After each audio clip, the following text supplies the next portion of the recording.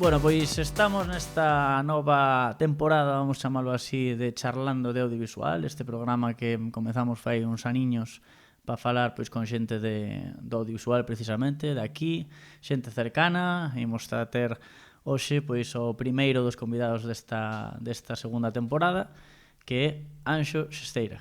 Que tal? Moi boas tardes, como estamos? Anxo, que non decías que non estás acostumado a estar nesta parte do... Xa será por veces que viches a xente falar, eu creo que non vai haber problema.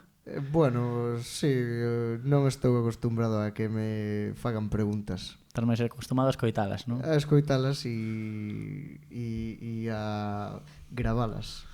Bueno, Anxo, pois, nos coñecémonos xa de fai un tempo, fomos coñecendo tamén un pouquiño máis, pero se tivéramos que decir que sería Anxo, neste caso, podemos decir que é sonidista, que músico, que autónomo, que serías máis neste caso? Bueno, agora gústame decir por aí que son músico retirado. Digo sempre que eu estou retirado porque cada vez dedícome máis á técnica, é algo que me gusta moito. Gústame estar detrás das cámaras normalmente e ser unha asistencia para esa xente que realmente si disfruta ao máximo de estar dando a cara de cara ao público. Bueno, eres moi xoven, pero xa fuches máis, empezaches moi xoven no tema da música precisamente, na música ademais tradicional, e ademais levas o tema da música tradicional dentro. Como é isto de ser de familia de músicos? Bueno, na miña casa sempre se escoitou música. Eu son a cuarta xeración de unha familia de músicos.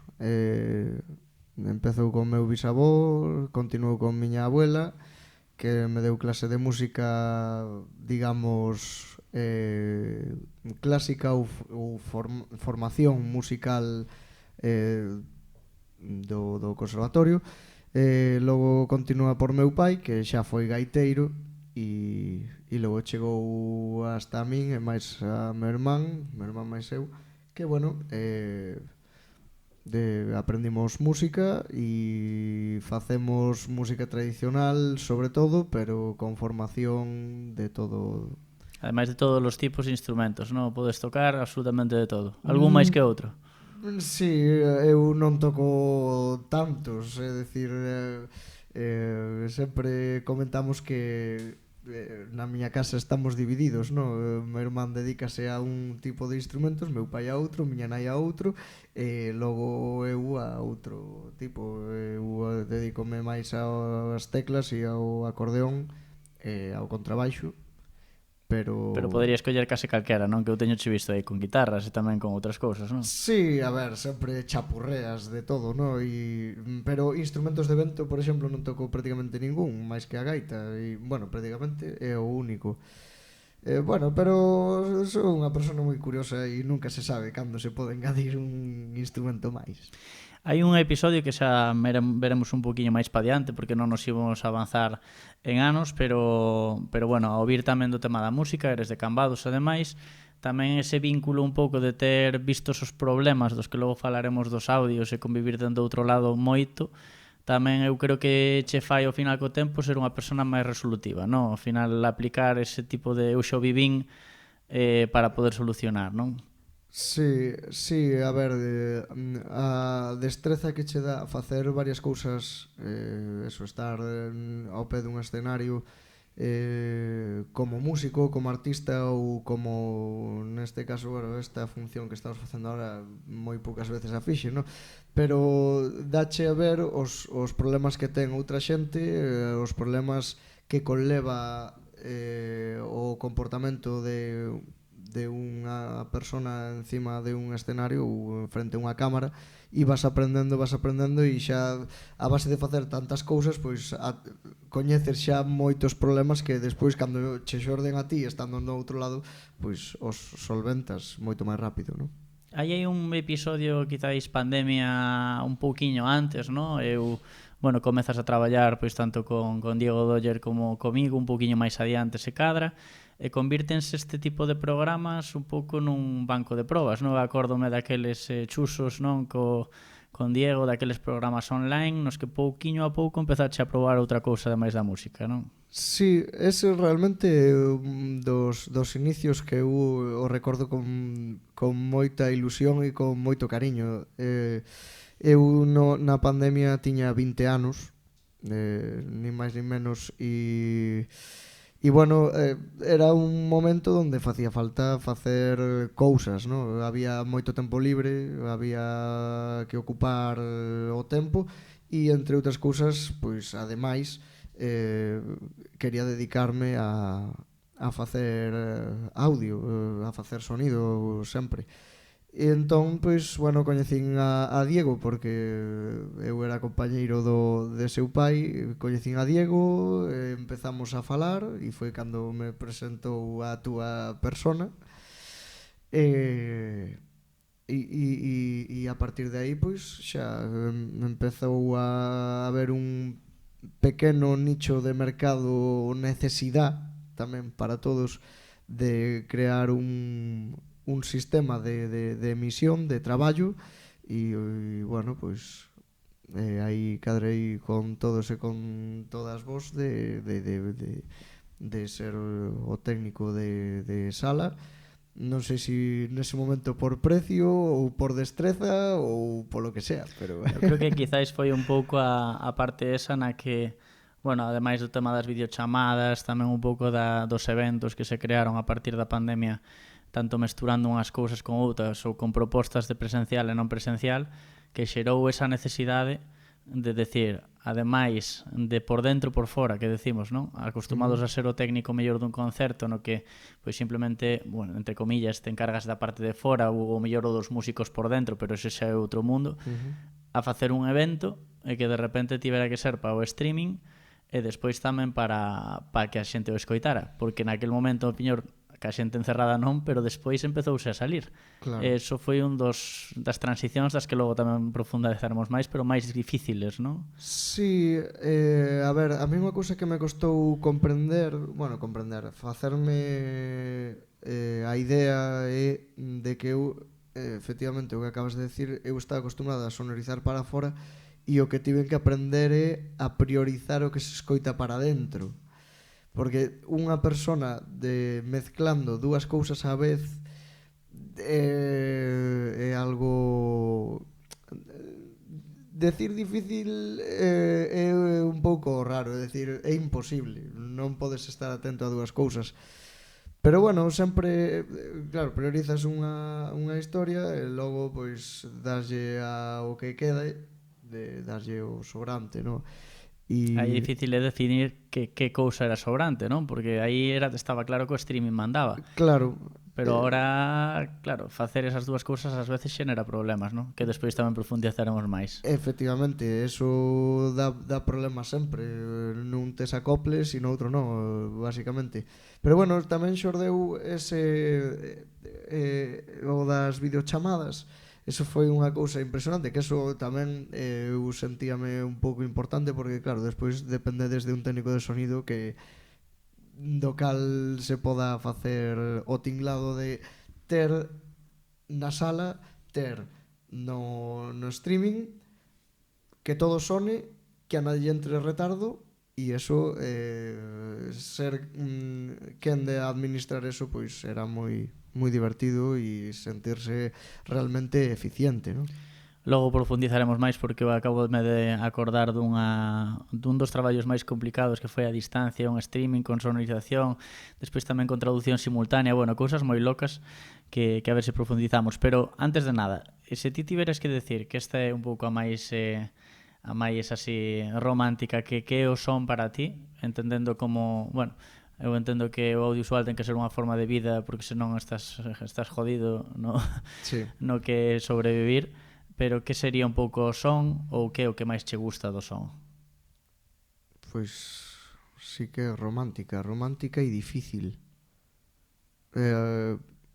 A min encántame escoitar e me encanta que a xente poda estar tranquila, inda que a veces non sexas quen de logralo, pero que a xente non se teña que preocupar de que soe ben ou soe mal, porque a xente tampouco sabe cando sona ben e sona mal. A xente sonalle mal cando hai un problema, non se hai maior calidade ou menos. Entón, pois... A calidade que agora é tan relativa, non? Porque sí, claro, agora pérdese a calidade en nada. É dicir, agora ti ves un programa de televisión, unha televisión estatal, e entra perfectamente unha persona desde un móvil, sabes? Entón, claro, agora que está ben e que está mal. Pero, bueno, non sei responderche ben a esa pregunta. eres purista dos de vinilo e a calidade de que o vinilo sona distinto, ou nese sentido dache exactamente igual que un disco ou un MP3 ou un Spotify?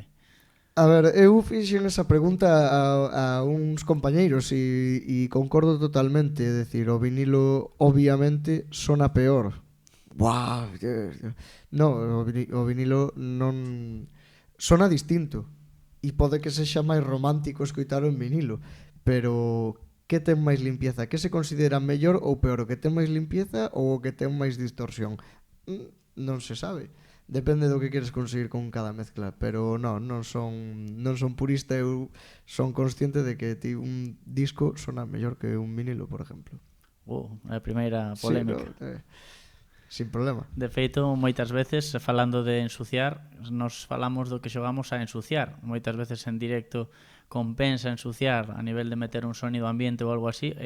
Xa che digo que en tanto en ficción como en grabación de programas, o feito de utilizar os wild tracks para ensuciar moitas veces é unha maneira tamén de facer esa continuidade, non? Claro, é que o sonido é continuidade, é dicir, o silencio non existe en audiovisual, por suposto, en radio tampouco. O silencio dache un significado, se utiliza para cousas moi concretas, como pode ser, por dar algún exemplo, en audiovisual, pois podes facer silencio se vas a un espacio ou se alguén queda xordo. Pero sempre, o sea, o real silencio, querer decir silencio, é sonido. O silencio en sí, físicamente, de non escoitar nada, significa ou un problema ou que pasa algo dentro da historia. Hai que ensuciar sempre. Sempre se considerou un pouco ao sonidista, ao mellor caenme por decir isto, como un pouco peijoso, ao mellor, no tema, pois, nas rodaxes de silencio total, de pouco permisivos, non?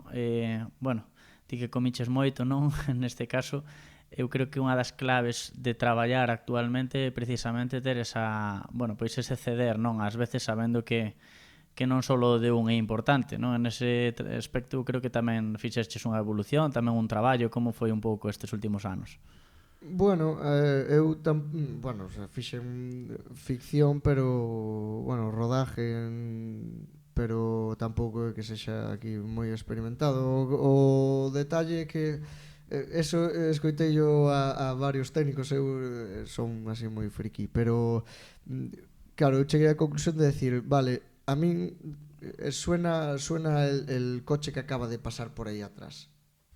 Que lle dis ao director despois de facer unha entrevista con alguén? Non, hai que repetir. Non podes. Entonces, a non ser que sexa unha cousa moi fora de que sexa unha locura, pois unha moto que acaba de pasar e que estás empezando a entrevista e ei, para. Pero non, se hai un fío musical, por exemplo, de un coche que pasa, pois estás no medio da entrevista, pois bueno, escoítase, sí, pero bueno, que tampouco é o que hai, non? É como forma parte da realidade, outra cousa.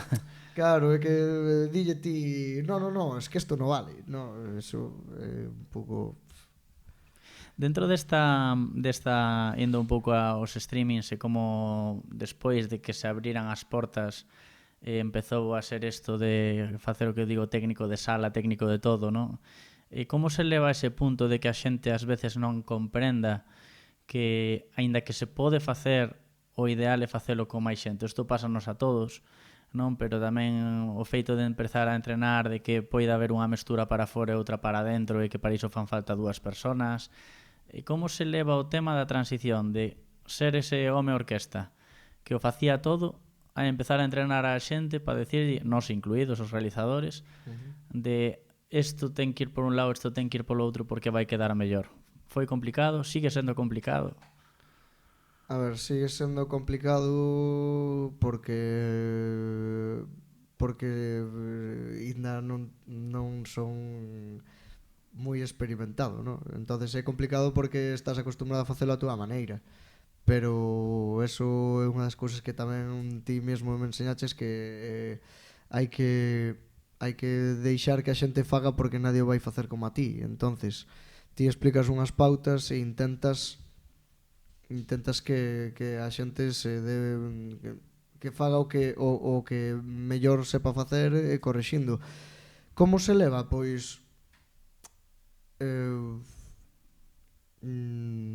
a verdade é que non sei, con menos estrés.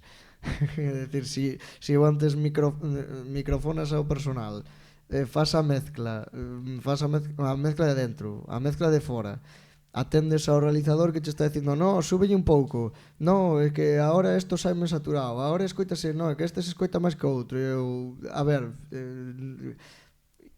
tendo unha persona que che vai a microfonar e que se preocupa de outra, ti só atendes as túas mezclas, atendes, está todo, que é moito máis relajado. Que pasa? Que a xente non entende, sobre todo porque hai que pagar máis. Entonces, claro, os cartos pois priorizan ante todo, porque podemos levar a 20 personas para facer un stream. Ojalá. pero non hai cartos suficientes. Entonces, claro, hai que adaptarse ao que hai. Non sei se respondín a pregunta. Mais ou menos, pero houve un momento moi crítico que eu creo que cando se meteu na pandemia a música en todo este follón. Porque xa non era facer un directo cunha persona falando microfonada, senón que de repente empezou a xurdir a música en streaming.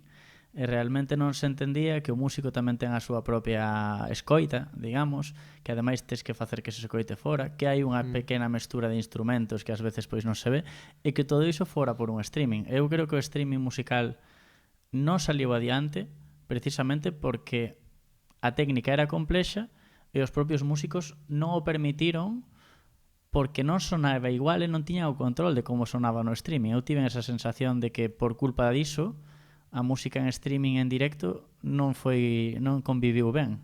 Sí, bueno, o sea, non nos conviveu no noso caso dos ámbitos no que nos movemos.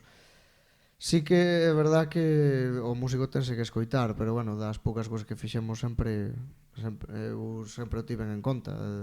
O que pasa é que non había os tempos porque non o conocíamos. Bueno, non o conocía a xente que organizaba o tema e tal. Pero bueno, eu aí sí que non concordo moito, porque hai programas que mesmo unha empresa de aquí ao lado traballa, que fai programas para todo o mundo de concertos en streaming. Que pasa? Que o concerto en streaming a xente non o vive, é dicir, prefiere ver un vídeo, gravar, para poder ter unha mestura mellor tamén. Claro, tes unha mestura mellor porque eso vai quedar aí de por vida.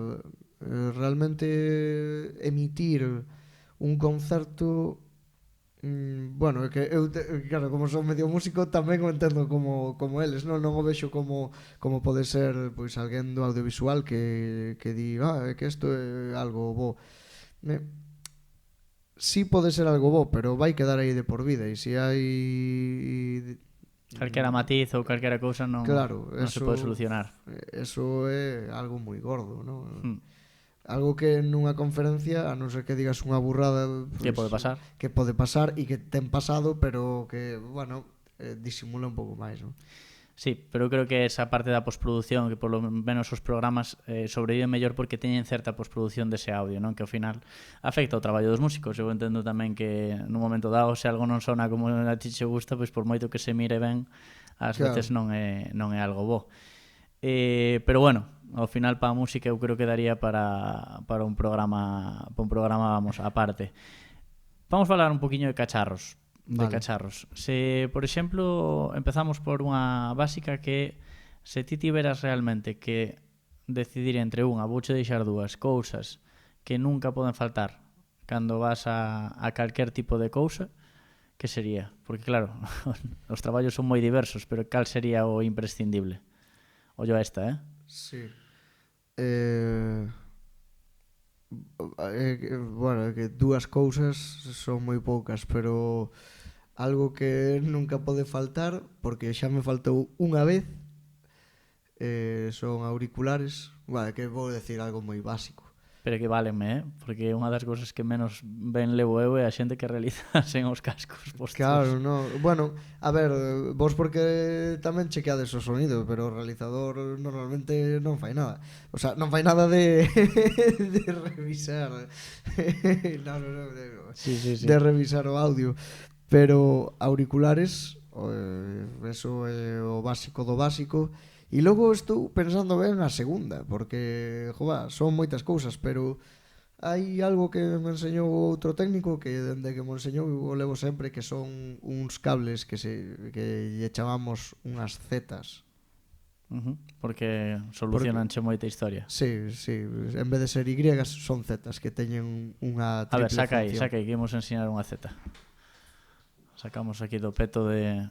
Sí, isto A ver, imos é un ensinar aquí a esta secreto cámara. de estado, Isto é unha Z. É unha Z, dous conectores machos, dous conectores femias de XLRs de Canon para de separado, Canon, porque eso sirveche de latiguillo para chegar desde este punto hasta este punto, sirveche como unha Y desde unha femia a dous machos, ou sirveche de un macho a dúas femias, ou de femia a femia, ou de macho a macho. O sea, xa confía Anxon que haxa cableados e micros, porque es para levar isto.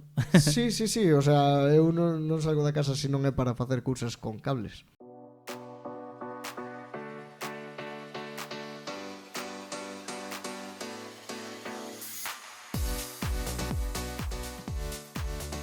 Vale, pois despois deste pequeno corte técnico, porque estamos grabando, non imos a mentir, isto non é en directo, empezamos por unha que é unha polémica así cando che vían con algún cacharro que outro, que si marcas, que si non sei que, esa pelexa que hai entre ter as cousas boas, que si Sennheiser, que si Rode, que si Behringer unha gama máis baja, é dicir, todo ese rollo vaiche. Tes preferencias? Crees que realmente corresponde máis que a marcas a modelos en sí?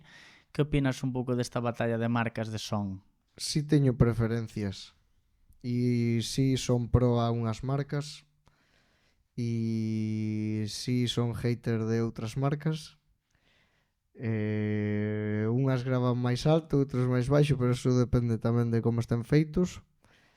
Crees realmente que a diferencia entre as marcas vai máis de calidade de componentes, de fabricación, ou realmente crees que a nivel de audio, falando sempre de modelos similares, hai grandísimas diferencias? Hai moi grandes diferencias, sobre todo a nivel de componentes principalmente, e logo a nivel de ordenadores. Hoxe en día as máquinas de audio todos son ordenadores, entonces hai, falando de mesas de sonido, por exemplo, temos unhas que por moi pouco precio teñen unha destreza, unha capacidade enorme de facer unha chea de cousas, pero que, por exemplo, esas mesas casualmente a min xa me teñen dado vendidas de reiniciarse, como un ordenador que peta e que se reinicia. En cambio, outras marcas pois funcionan mellor. O sea, crees que vai máis de fiabilidade e de como un coche, no? Que ao final confías máis ou menos segundo a que de calidade de son en sí, no? Efectivamente, pero tamén, se o comparamos cos coches, tamén en cuestión de componentes, sobre todo nas carcasas e todo eso, tamén é como a porta de un coche. Ti cando pechas a porta dun coche solo polo sonido, xa sabes que é un coche ou outro, xa sabes cando é un coche que xa que non é tan bo, e sabes cando é un coche de gama alta solo por pechar a porta. E isto igual, ti cando se moven os faders ou escoitas chac chac chac chac, ou escoitas xa solo por eso xa che di, esta xa funciona ou non. Eu teño aquí tres marcas, a ver se podemos ver en pantalla, que son neste caso Sennheiser, que para, segundo eu sei, pois está considerada quizás a marca un pouco máis elevada ou polo menos máis estandarizada en estándares altos, non? Logo podemos ter un pouco Rode Behringer, que Behringer eu creo que colleu un mercado pois o mellor máis baixo, non? Que o mellor necesitaba certa xente pois como a nós, non? Que ao final necesitábamos cacharros en forma de tarxetas de son, mesas sencillas que ao mellor nos facían interfaces, pero se ti tiveras que falar destas tres marcas, en que crees que son boas cada unha delas, destacando o bo e o malo de cada unha? Por nombrar tres, sei que me podes decir unha cuarta se queres. Sí, no. Estas tres son bons exemplos todas. A ver, Behringer, empezando por o que eu considero a máis básica. Solo teño un aparato desta marca, a verdad, unha tarxeta de audio pequena. Ten unha boa cousa que fixo esta marca e efectivamente para xente como a nós pois diseñar un material económico que lle deixara a xente que tiña poucos cartos pois empezar quería decirlo dunha maneira, pero familiarizarse ao mellor. Dar acceso á xente de a pé. Non que non tiveran acceso solamente aos grandes estudios ou ás grandes empresas, sino que calquera persona podía ter unha mesa de mezclas coa que poder gravar. É unha das cousas boas. Que pasa? Unha das cousas malas é que tamén, claro, así como pode ser algo bo como para empezar ou para ter acceso a, tamén está outra vertiente, que é que a xente empezou a comprar desto e empezou a convertirse no estándar. E a min non me gusta eso. É dicir, eu no momento que puiden, bueno, xa dende un principio empecé con unha mesa Yamaha, o sea, por decir outra marca máis, non, o sea, eu dixe, no, pola mitad do precio que conseguías unha Behringer del copón, pois eu tiña unha Yamaha que non facía nada, pero con unha calidade que con mismo volumen, poñendo todo no cero, a Yamaha dábache un volumen e a Behringer dábache outra, e unha calidade moito máis nítida nunha Yamaha analógica que nunha Behringer. Así como puiden, eu dixe, isto non pode ser así. Que pasa? Que, que fixose comprou unha marca top, que aí foi donde xa a partir de aí foi donde mellorou. Antes era moi mala, agora non é tan mala, pero sigue cos precios moi baixos e bueno, e agora é un estándar nos concertos en directo. Agora topas Behringer en mesas de mezclas, mesas de monitores en todas partes, non? Falando de Rode, que eu creo que eu foi o primeiro micro de cámara que tiven, que era un Rode Videomic, que foi un mercado no que se meteu moi forte Rode, agora falaremos un pouco máis deles.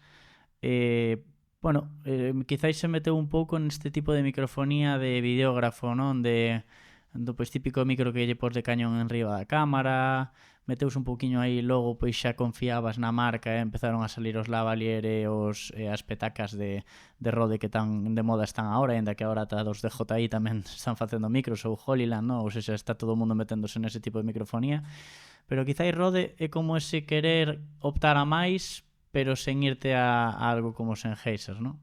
Claro, é unha marca intermedia, tamén un pouco quere ser profesional e quere manterse sendo profesional, bueno, e é profesional, por suposto. Me queda un pouco grande aquí falar destas marcas, porque realmente eu tampouco, o sea, simplemente utiliceinos e xa está, pero Rode non sei como se pronuncia ben, pero Rode toda a vida. Rode mantívose sempre sobre todo nun precio con unha calidade boa, non chega a ser Sennheiser, pero bueno, dá ese servicio por un precio que non está tirado totalmente, pero bueno, que calidad-precio é totalmente apta, e eso agora de unha facilidade absoluta a xente que eso, con utilizar un micrófonos cuadrados estes que dis que están de moda e tal, eso enganchalo ao móvil e xa funciona. Outras marcas fixerono tamén, pero claro, costache 4 veces máis. Entón, bueno, despois profundizaremos un poquinho neses micros, pero xa un pouco pois o purismo se cadra ao máximo, no? Ou polo menos estándar en rodaxe, cando eu estaba en rodaxes tamén os típicos direccionales, ultra direccionales, o Sennheiser mítico de grabación, etcétera, pero que ademais meteronse tamén noutro tipo de mercado, que agora ensinamos os que temos aquí, pero con micros máis asequibles como MK600, que son, claro, non son tan caros, pero que ao final dan ese punto direccional que se precisa ás veces, non? Claro, sí, Sennheiser é das marcas máis boas, son micros caros, pero claro, dache unha fiabilidade e unha nitidez absoluta. Eu mismo cando decidín comprar os meus micrófonos de diadema inalámbricos, cando decidín invertir na inalámbrica, non o pensei dúas veces, é dicir, eu Sennheiser dache todo por un precio que é o precio que costa, pero tamén unha fiabilidade total, non? Bueno, hai de todo, non? Hai quen prefire outras, pero bueno, Sennheiser é moi bo. Que pasa que tampouco os mellores micrófonos son os Sennheiser. Hai o micrófono estándar de Sennheiser, que é o que costa 1000 euros prácticamente, que o 416, que é o de tubo de interferencias ou de pértiga, e que efectivamente a gama, digamos, alta do MKE 600, non? É o que tes. E bueno, Neumann está por encima, pero bueno, que é unha marca que eu, vamos, o sea, toda inalámbrica eu teño Sennheiser. Vamos poñer aquí varios exemplos de esto, porque eu creo que hai, ademais do tipo de micro modelo en sí, houve moito jaleo co tema dos podcasts e co tema da estandarización dos micros pois dos tipos de micros, que sea unidireccional, que si de cardioides, que si, etcétera, no? Que non nos imos a meter nunha conversa técnica sobre eso, pero realmente o que houve foi moito lío co que ves, é dicir, a xente quería o do youtuber de turno, que era o Rode X, pero que se inflaron moitos precios porque os youtubers ou os streamers tiñan un tipo de micro, pero máis que a xente comprando polo tipo de micro que fora, por velo, non? Aquí Sí. meteuse se cadra a Rode nun mercado interesante, que era o da xente que necesitaba ese tipo de micros para streamear, pero a xente compra un pouco sen saber o tipo de micro que é. Sí, a ver, a xente que colleu micrófonos ninguén é técnico de sonido, o sea, ninguén simplemente é un micrófono bonito porque o que é a araña, que é o soporte do...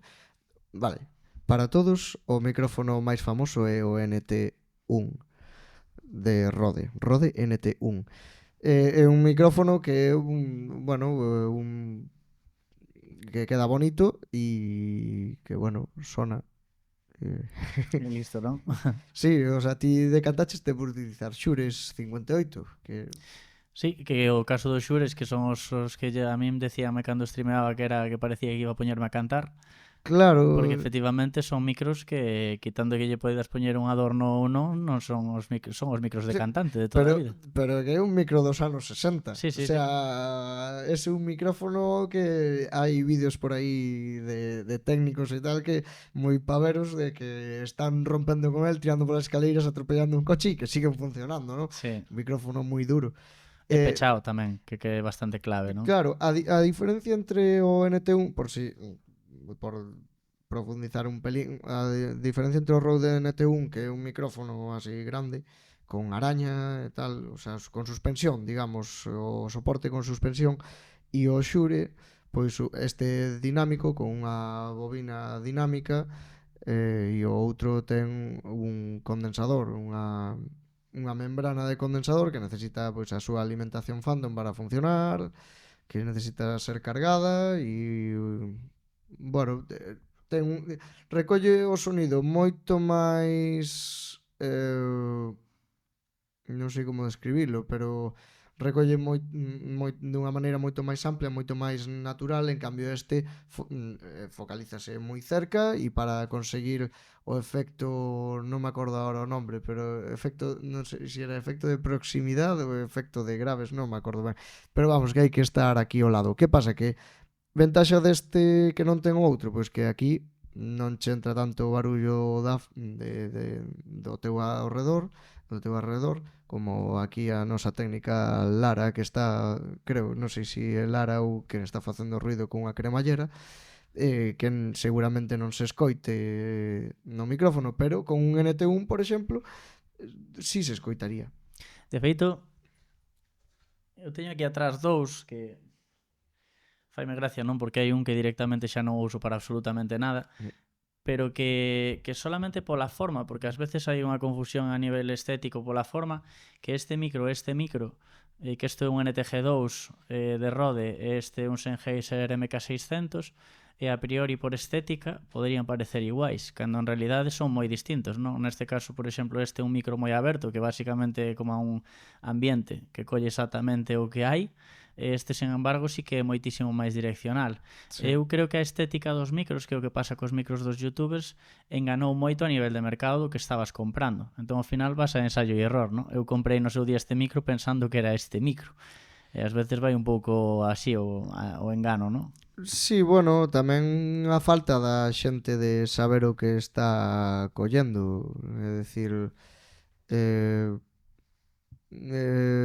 a xente a min pregúntame que es mejor, este ou este? E eu, para que o queres? Para que función lle vas a dar? Eso a xente non o preguntou. Que pase que, bueno, pois houbo unha serie de facilidades para a xente famosa, que pois as marcas facilitaron certos micrófonos.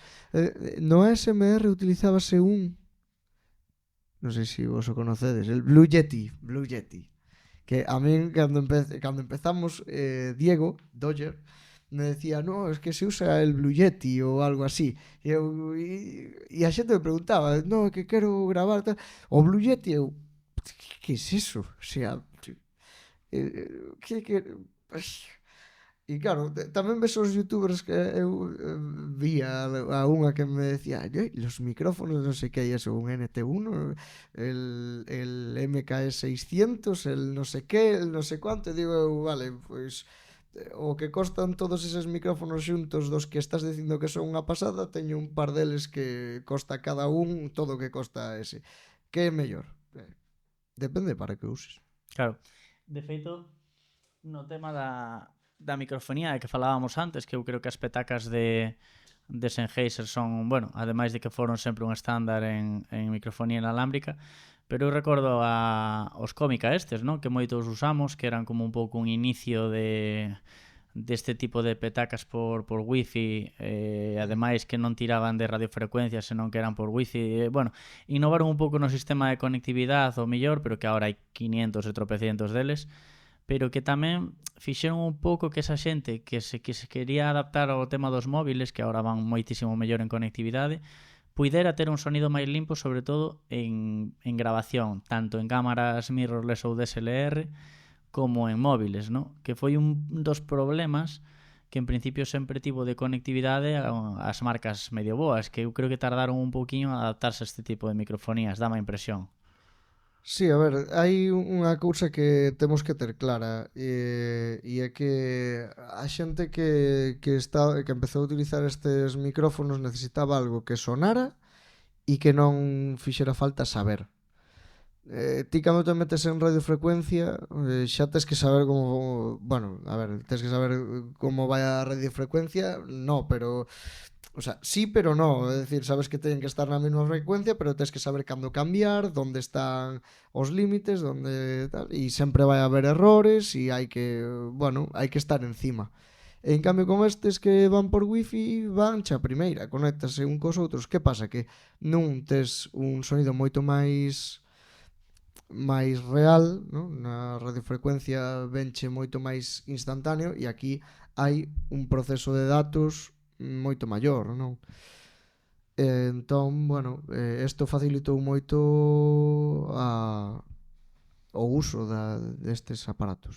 E ademais facilitou, eu quería tiña aquí unha agardada, que é a introdución no mercado do que se chamaría, con todo o respeto, non creo que me escoiten en China, pero estas marcas basura, pero que a xente está utilizando este tipo de micros con resultados bastante aceptables para o que son redes sociais, que baixou o estándar de calidade bastante, pero que a xente, claro, está se inflando a poñer vídeos en YouTube de todo, facendo tamén unha publicidade que fai tamén seguramente baixar precios, pero que agora encontras micros deste tipo, pois mira, por 10 euros con por 10 euros, non? Sí. Con todos os conectores, con todo, con non sei que emulan un pouco este tipo de microfonías, non?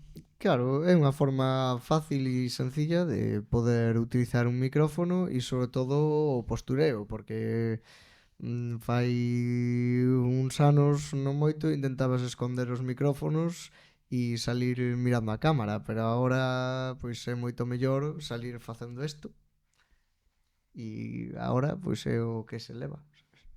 Porque a xente acostumouse a ver os micros. Chama a atención porque eso é un buceo no que, claro, a hora de diferenciar entre irte a unha cousa ou a outra tes todas as gamas. Tes os negros, tes os grises e tes os blancos, é dicir, ao final estás desde que te podes gastar nun modelo dende 10 ata 500, non? Ao Ata final. infinito. Sí, ata infinito. Pero bueno, este tipo de microfonías que bueno, xa as tocamos un pouquiño, eu creo que son para outro tipo de contidos, non? En calquer caso, sempre vai facer falta para todo, pero tamén que as redes sociales ao final hai necesidades un pouco máis baixas, non? Claro, sí, o procesamento é moito máis rápido e moito máis de utilizar ahora e xa a calidade xa secundario, non? Vamos a ir a outro punto, que é un pouco a parte, bueno, ti ademais do que comentamos, eres autónomo, eres empresa ahora, e foi un proceso un pouco natural, non? Pero vouche preguntar unha jodida que é como se vende o sonido. É dicir, a ti unha persona que che entra pola porta, dime que 4 tipos de cousas se lle poden pedir a unha empresa de sonido. Pois desde unha sonización ata, é dicir, que se pide a unha empresa de sonido a día de hoxe?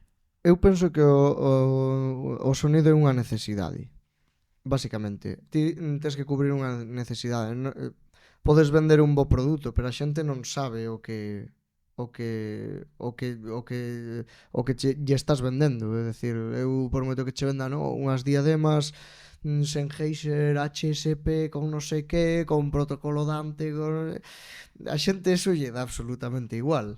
A alguén que entenda, pois sí que lle dis, mira, que teño agora unhas diademas de non sei que e tal, que vai todo por Dante moito máis fácil, vale, pero o polo normal non importa. Ti vendes unha necesidade. Ti necesitas pois facer determinados traballos ou necesitas ter unha empresa de man para ir hoxe xa e pois atopas a unha persona pois coa que te podes levar mellor ou peor, pero alguén con que se pode falar, que traballa ben e, bueno, pois ti cubres esa necesidade, entonces contas con esa empresa.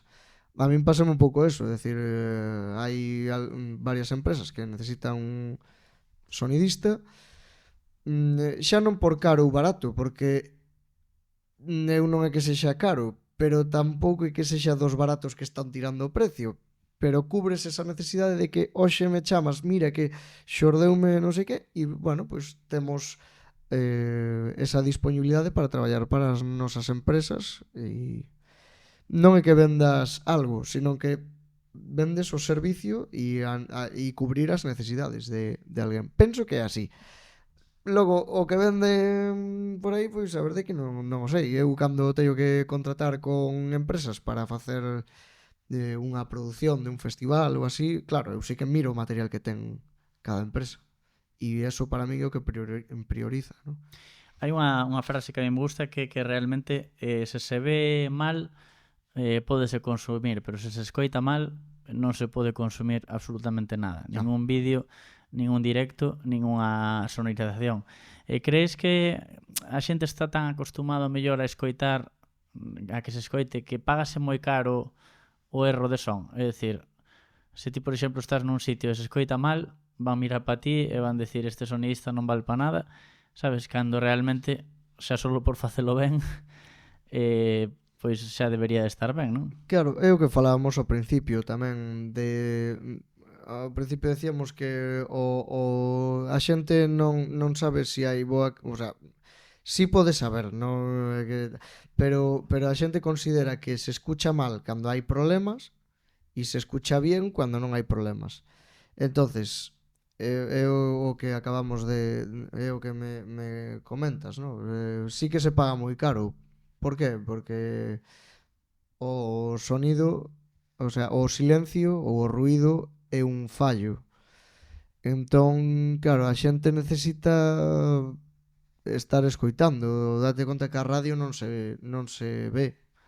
A radio non se ve, escoítase. Entonces, pois, eso creo que é unha cousa que terías que falar con alguén que sepa de cerebros e cousas desas, de decir por que o humano non lle presta atención a que se vexa mal, que se vexa borroso, pero sí ten a necesidade de estar escoitando. Creo que o estudiei, pero non me acordo. Sí, no, é curioso, non? Porque ao final o que falamos do fallo, que agora o podcast está tan de moda que o que antes se escoitaba moi ben, hai moita diferencia entre o que está ben grabado e o que está mal grabado. Eu, por exemplo, que teño oído bastante entrenado, a min, por exemplo, escoitar un podcast que se escoita mal ou que hai un micro que está moito máis desfasado co outro a nivel de... A min quítame totalmente. É dicir, pódeme chegar a destrozar a experiencia auditiva. Sí, porque ao final é unha incomodidade. E claro, os que estamos acostumbrados a escoitar todo o tempo e a estar analizando, porque nós o que estamos facendo non é escoitando, nós estamos analizando todo o que pasa, todo o que se escoita. E estar analizando é fastidiado hasta que entrenas o de pasar de todo, que eso é genial, eso é unha maravilla, eso é increíble.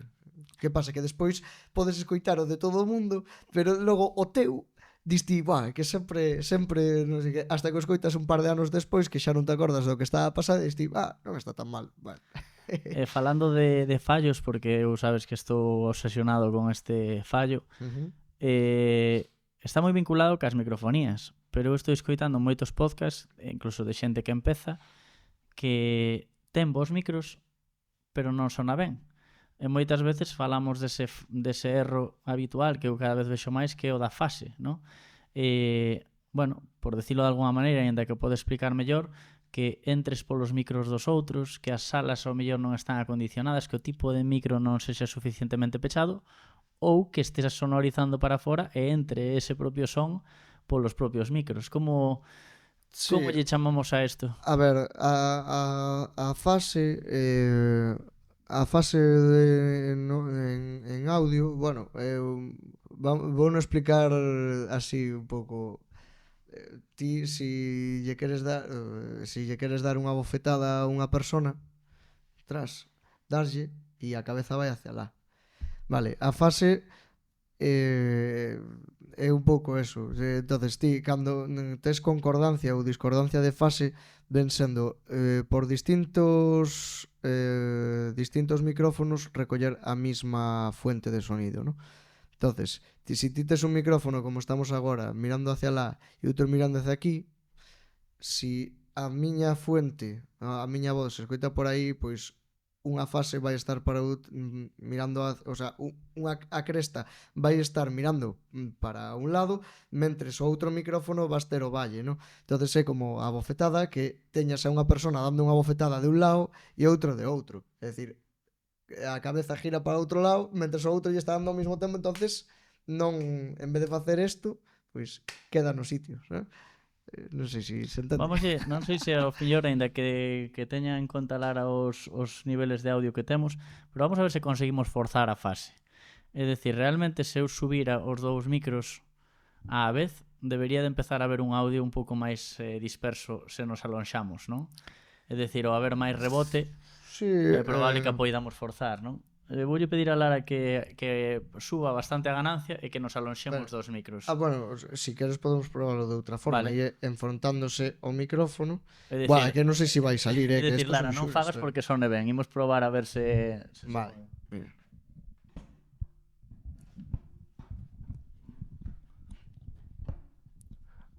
Hola, sí, probando, sí, 1, 2, 3, 4, sí.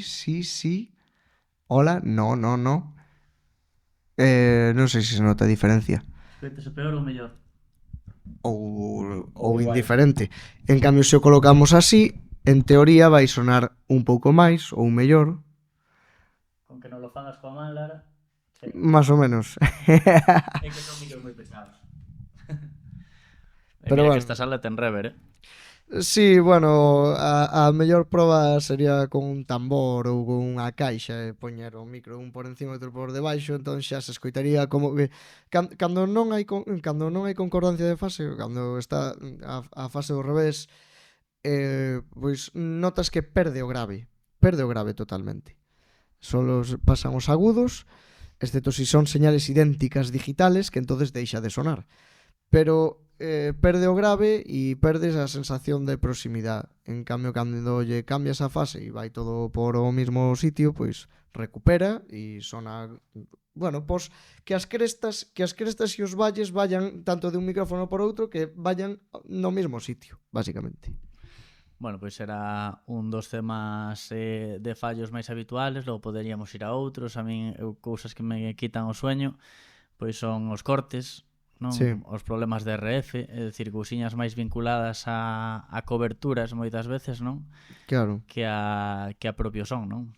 Sí, o RF ou o de toser ao lado do micrófono ou as barbas que son o peor que existe neste mundo, a pesar de que, bueno, eu porque fui unha peluquería onte e non por vir aquí, sino porque tiña cita, pero as barbas son o peor que existe, porque claro, estás te movendo e se tes un micrófono aquí, pois ou os roces, a RF, pois hai que tela controlada, pero agora existen, bueno, xa dende hai moitos anos, no? Pero os barridos de frecuencias que detectan onde hai mellor cobertura e dache a opción para coller a RF. Que pasa? Que durante o tempo, pois pasa moitas cousas. Tes conflictos cando estás ao lado de un porto, porque hai moita RF funcionando, moita radiofrecuencia, tes problemas ao lado dos cuarteles de policía, tes, bueno, hai que contar con moitos factores como eses, de que onde vamos a estar, que vamos a facer, cantos micrófonos van a ser. Entón, bueno, pois hai eses conflitos que hai que ir solventándoos eh, Sobre a marcha. sobre a marcha.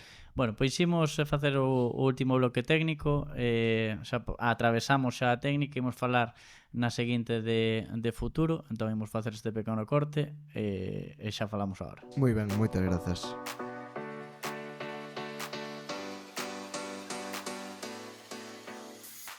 Vale, pois imos con este terceiro bloque que vai ter dúas pequenas ramas que son falar de futuro, pero do teu, que xa veremos, e do son.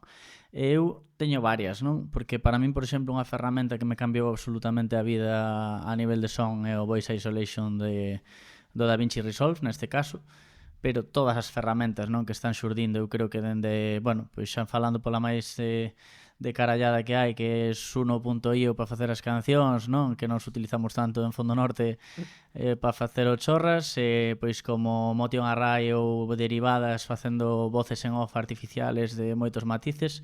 É dicir, cale un pouco a sensación que ti tes, eu teño a clara que hai que saber usar as ferramentas pero non prescindir delas.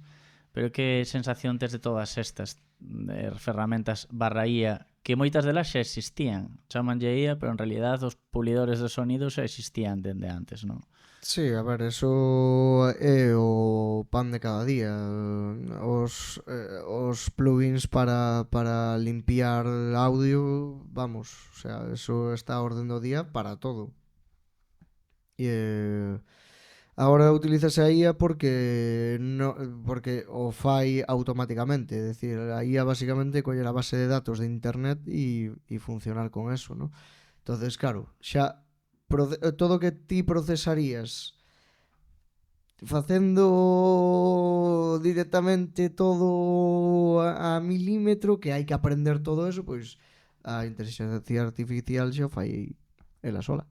Ou seja, que ben, a favor. No, a favor no. Eu non quero usar IA. Eu negome a usar a inteligencia artificial, pero non quita que, pois, bueno, sexa unha ferramenta automática. A mí me fastidia moito o tema de que isto digo demasiado, pero claro, si hai quien lo haga, ¿para qué lo voy a hacer yo? Vale, a min eso non me gusta. É dicir, eu quero saber facer as cousas, eu non quero que me chamen tonto. Falo así un pouco a lo heavy, pero eu si sei facer un guión, ou si sei guionizar, ou si quero saber de guionizar, para que lle vou pedir a IA que o faga por min? Para quedar un ridículo, para decir, oh, sí, que interesante, ou simplemente para forrar traballo, pero a mí me parece fatal que o faga. O sea, me parece fatal ter que chegar a eso, de decir, eu sei no facer, pois fago. Quizáis para axilizar procesos, non? É dicir, eu, por exemplo, hai procesos que eran un pouco máis engorrosos, non? Que non aportaban ningún tipo de creatividade, que ás veces pois sí que podes facer, non? Pois, por exemplo, analógicamente era moi complicado facer unha corrección de color. Ahora é de tirar dun tirador, non? É dicir, que nese tipo de cousas sí que está indo todo moi moi rápido, pero que de algún xeito pois sí que hai cousas que están cambiando demais. Sí, sí. A ver, as cousas van a ser como Xordan, non? Eu non vou usar a IA. Eu non a uso a día de hoxe, o sea, bueno, nunca digas nunca, pero eu a día de hoxe non a utilizo. En cambio, teño un compañeiro que está utilizando todos os días. Eu contolle unha historia que me ven a min na cabeza e xa a mete na IA. E eu me cago en la mar, pero no, o sea, De todos deixame modos, facela a min. vouche a poñer complicada. Que diferencia hai entre unha IA e un automatismo dunha mesa que che fai unha mestura automática para facilitarche o traballo? É dicir, non lle chamamos IAs, pero ao final son procesos, por exemplo, que no último caso, no último traballo que fixemos, pois é unha ferramenta dunha mesa, pero traballa en base a un criterio que se lle dá a esa mesa que son marcarlle uns debés, non? Pero aí xa o dixeches ti solo. A IA utiliza a aprendizaxe que hai dentro da rede de internet. Le colle todos os datos, fai unha media de todos eses datos e a leva a cabo de toda a xente que puxo os seus datos aí. Ti as ferramentas tes que saber utilizalas, tes que saber o que é un decibelio, tes que saber donde poñer ese decibelio e tes que poñerlle ti as portas de ruido e tes que saber como funcionan pois os ataques ou os release ou os procesos todos, tes que saber para que se usan. Eu cando non sei pregúntolle aos compañeiros e aos mestres técnicos, digolle, ostra, é que non teño claro como se usa isto, ensínanme. Pero a IA, de que tipo alguén que lle guste ser DJ e que teña unha mesa de mezclas na casa, se ten unha IA, pois pode empezar a dedicarse a facer sonorizacións con la IA. E lle dis, pero isto como funciona? E dinche, non sei, yo le digo, haz esto. E xa está. Que se cada vez están vendendo cousas como IA que non o son. É dicir, agora, por exemplo, en calquera programa di nuevas herramientas de IA, que en realidade non son ferramentas de IA, son ferramentas pois que a nivel técnico pois o que fan é unha función, non? Pero hai como un pouco a ferramenta de venta basada na palabra IA, que eu creo que, bueno, estamos no proceso, pero que se confunden unhas cousas con outras. Eu non o sei, que tampouco estou moi posto. Sí que vin un vídeo que me pasou un compañeiro que era impresionante, coa inteligencia artificial.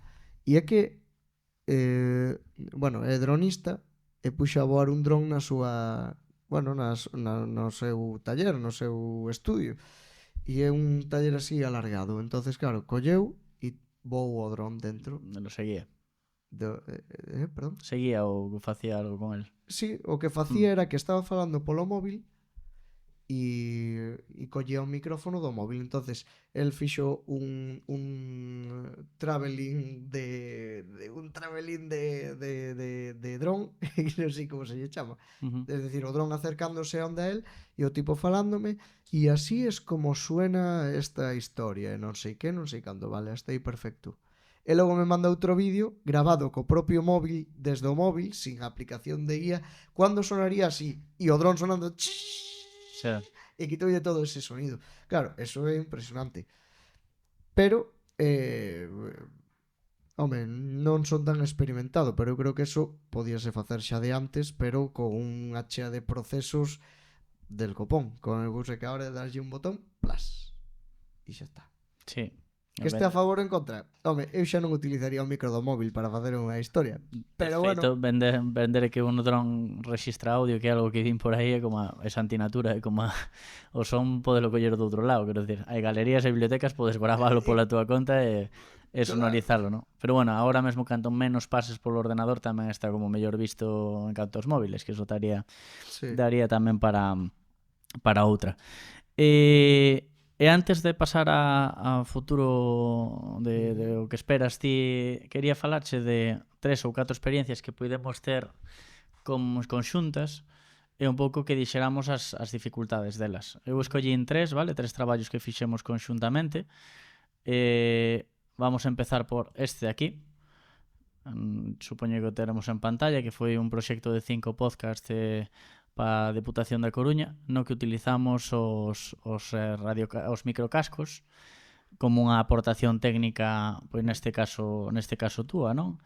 Neste caso, falando dos deseños de audio, que eu creo que é unha das grandes dos grandes olvidados, non? Que eu creo que para cada traballo debería de haber un deseño de audio e non, veña, vamos pa diante, senón polo menos ter claro o que se fai, máis aló dos cacharros, non? Pero o deseño de audio deste, por exemplo, cando o plantexamos, como o plantexamos, un pouco as dificultades. Bueno, había que, neste caso, había que ter en conta o que falábamos antes da fase e de que nos entran por todos os micrófonos, nos entran todas as voces, están a unha distancia diferente. Espacios diversos, ademais. Espacios diversos, non sabíamos con que nos podíamos atopar en calquera. Entón, os microcascos, que os teño aquí. Vamos a enseñalos mentres falas deles. Son uns auriculares e un micrófono, no cal sempre vas ter un micrófono ao lado e tes auriculares para escoitar. Ahora mesmo estamos sin auriculares, que a mí xa se me fixo como raro, no? Así de primeiras vir a falar por un micrófono sin os cascos. Sempre hai dous defectos dentro da xente, sobre todo sabíamos que íbamos a estar con xente que non sabe estar con un micrófono, ou que si sabe, pero bueno, que con xente que non habitúa a estar con micrófono. Entonces, eso xa é un problema, porque non estaría sempre mirando para o micrófono, empezaría a falarche fora do micrófono, e eso non pode ser. E outra das cousas é el "se me escucha?", que eso é horrible.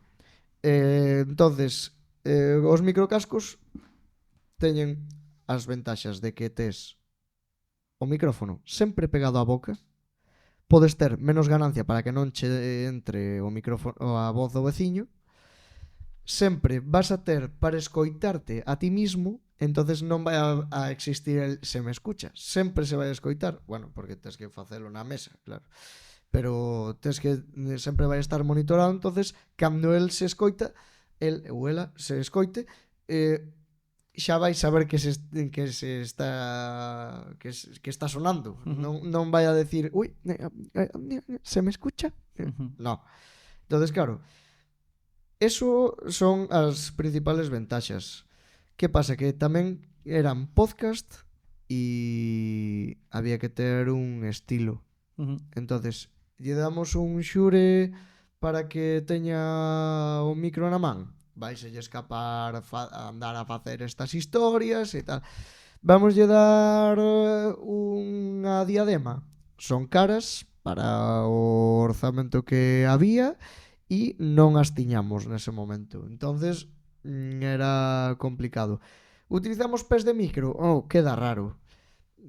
Todas eran aptas, realmente. Pero tendo esta ferramenta de que vai a estar monitorado, vai saber que se está escoitando, tes o micrófono pegadito a la boca e que non tal, pois solo yo tiveches que vender a xente de decir, mira, que ten estas ventaxas, ten isto e ademais queda ben porque é un podcast e é unha visión diferente. Entonces, pois mira, pois é un exemplo de un condicionamento técnico que condiciona unha realización dun proxecto, que eu sempre digo que debe ir da man, que non debe de ser unha cousa despois da outra, que ás veces ten que ir á vez. O segundo é este de aquí, que foi unha liada parda, que foi o especial de Fondo Norte na CENET, donde había moita microfonía mesturada, unha sonorización externa, bueno, internet aparte que sempre dá problemas, pero sobre todo varios deseños de audio non? Porque había radiocascos por un lado, xures polo outro, micro de ambiente, diademas e tamén ademais micros de público. Entón, bueno, este que se cadra para min foi o maior reto de audio dos últimos anos en canto a tratar de entender todo. Como foi isto? Sí, bueno, isto é máis parecido a un programa de televisión normal, o sea, normal, que leve moitas cousas, é dicir, tes 3 setups, tes o corner de entrevistas, tes un rosco de pasapalabra e máis tes unha entrevista particular. Entonces, bueno, tiñas o set de entrevista que vas a utilizar os microcascos para todo o que expliquei antes. Logo, a continuación tiñas que ibas entrevistas despois, non? Si, había os xures unha aos entrevista, concursos. un xures neste setup como temos agora, que queda bonito, ademais coas espumas e as alcachofas, que queda un rollo moito máis radiofónico. Eu xa sabes que sempre tiro por o tema de radio. E teñen auriculares, que non son microcascos, que non son cascos con auriculares, pero teñen que escoitarse para que non chade se me escucha, e que non me anden a mover a cara demasiado, porque si se lle escapa a cara, di ai, que non se me escucha, ese porque entonces xa volven eles solos. Claro. Sin ese problemático. E logo diademas E logo as diademas, porque, bueno, ese era un detalle de la casa, pero as diademas queda mellor para ser un rollo televisivo e que tiñan que estar mirando hacia a cámara e tal, pois sempre quedan ben as diademas, porque estéticamente está moi ben, e logo que dalles a versatilidade de poder moverse e poder axustarse á cámara. Entonces, bueno, pois non había, o sea, estaba clarísimo que había que facer eso. Que lle pos? Unha diadema queda feo, porque hai que mirar sempre a estética tamén. De maior dificultade que aquí había unha sonorización externa e ás veces é complicado entender que os micros non sonan igual, entón tens que facer unha mestura compatible e que se escoite e que despois non sexa desagradable de escoitar en formato podcast, non? Bueno, eu é das veces que máis mestura fixen se cadra de tipos de microfonías, pero creo que é interesante para, bueno, pois para mesturar esa parte estética coa necesidade dun programa, non? Sí, isto é o máis parecido a un programa como ten que ser os programas. Isto foi un despliegue bastante chulo.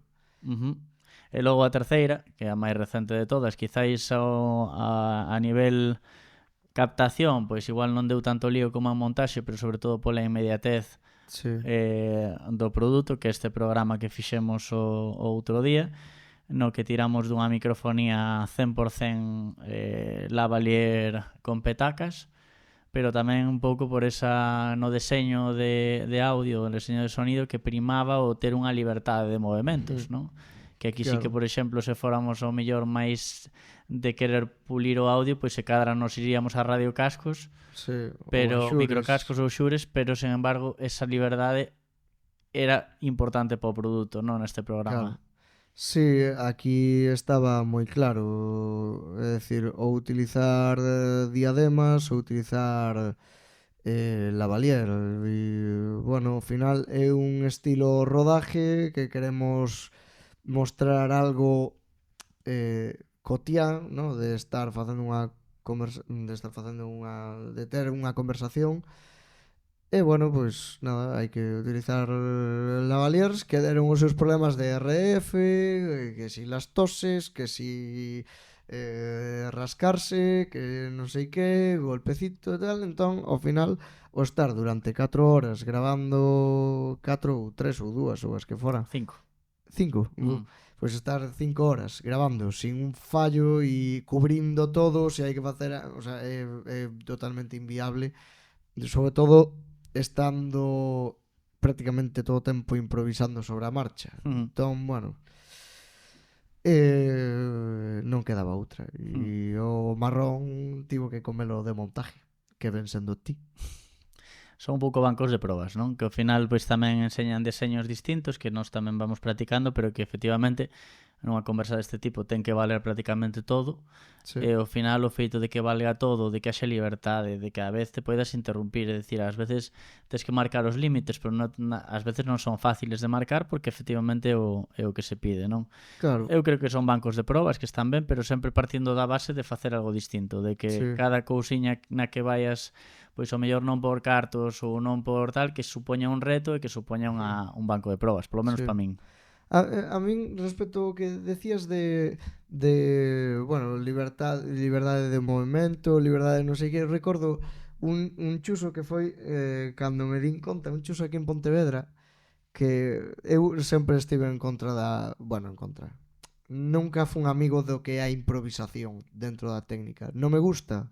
Gústame saber cando o que vai pasar, en que momento e tal, porque ti podes querer, no, aquí todo vale. Improvisación, sí. Alguén ten unha diadema.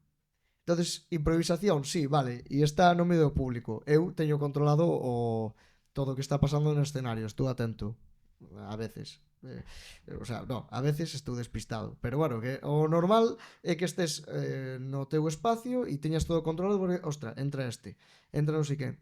Pero logo hai 3 personas con diademas que están polo medio do público facendo non sei que, ainda non sei canto, e queren participar no programa, e entro ahora, e entro cando me dá la gana, e Anxo, que non se oye, e eu non se oye a quién, en donde, en cuándo, entón, claro. Sí, eu creo que sempre ten que mandar o que se ve. Se non se ve, hai moitas veces que se dá por feito que se pode ter todo sen telo, non? Pero creo Claro. que aí están un pouco os límites. Se ti, por exemplo, traballas con un plano fijo e con cero movimento, pois ao final sí que podes ter o punto de quen fala e que non fala.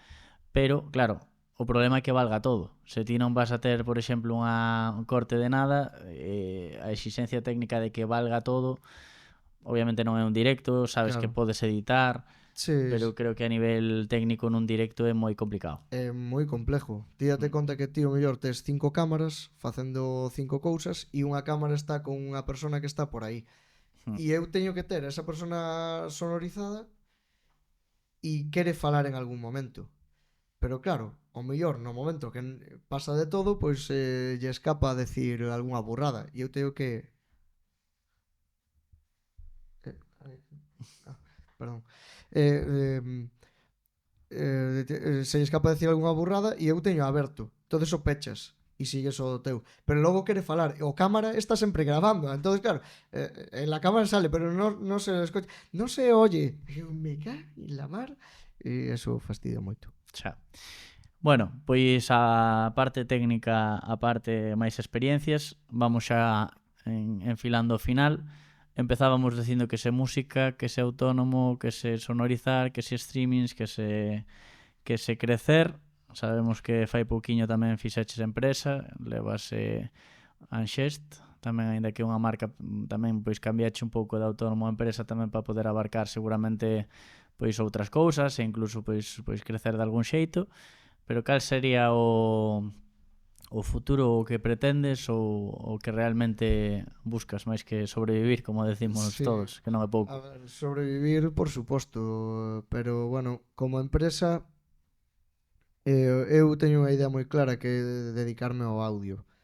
Últimamente utilizo a palabra audio, non sei por qué, pero bueno, audio, sonido son eso é o meu obxectivo. Que pasa? Que moitas veces atópome coa necesidade de que teño que facer eu as cousas.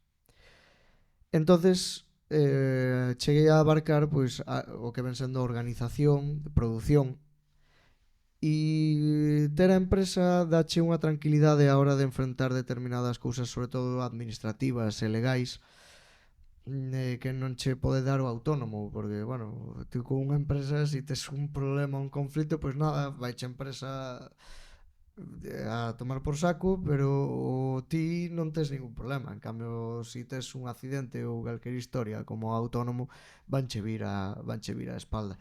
Ese é o punto número 1, porque eu quero facer eu quero organizar festivales, si pode, si chega a dar festivales ou concertos, eu quero ser o produtor, quero ser o que coordina todo eso, porque me encanta ese traballo. Entonces esa é unha das razóns. A outra é para que o Estado non me diga que estou cobrando unha millonada e logo non ter un peso. Entonces, claro, a empresa que sexa quen traballa e eu cobro da empresa. Ese é outro punto. Logo, sí, me gusta moito o cine, me encanta, pero é un mundo no que hai que ser moi constante, xa ben o sabes, que hai que estar aí sempre e non podes baixar a guardia porque menos de nada xa quedas no olvido e fuera. Entonces, a empresa tamén está un pouco, teño aí ideas de facer algún proxecto audiovisual, é dicir, sacar discos de música, discos, entendamos discos a como se di ahora, contido musical, porque discos, pois bueno, queiras que non, pois xa non se venden. Quizá contar historias, teño aí unha idea de facer un documental moi interesante, sobre todo para xente dun sector determinado. Entón, pois nada, cargarlle á empresa o que ven sendo todo o tema de papeleo administrativo e bueno, pois isto é un pouco o proxecto. Non hai nada enfocado de decir quero facer isto, porque hai moitísima competencia e eu son a competencia, que realmente non son competencias os que levan 30 anos, sino que eu son a nova competencia que chega agora. Crees que realmente é posible manter ese camiño de empresa e a vez ter unha parte de creatividade, ou crees que vai comendo unha cousa a outra? Porque eu, despois de tantos anos, creo que a parte toda de produción e a parte da empresa comeu moita parte dese tempo que había para ser creativo e Sí, noto. sí, totalmente, eu o teño clarísimo. É dicir, eu saquei un disco fai uns meses. Témolo aí, colle aí, Raquel, vamos a ensinalo. Eu saquei un disco no cal a maior parte... Estás en abrir porque os quitei no Spotify, eh? Sí, imagino. A ver, vamos a ensinar. A maior parte dos temas que saquei neste disco fixéronse pois cando eu ainda era adolescente hasta a pandemia. E logo fixen dous temas que son, bueno, un deles é un temazo de 7 minutos que saleume a principios do 2024 porque casi non tiña traballo, é dicir, o sea, casi non tiña traballo, estaba traballando, pero que tiña tempo para dedicarlle a esa creatividade.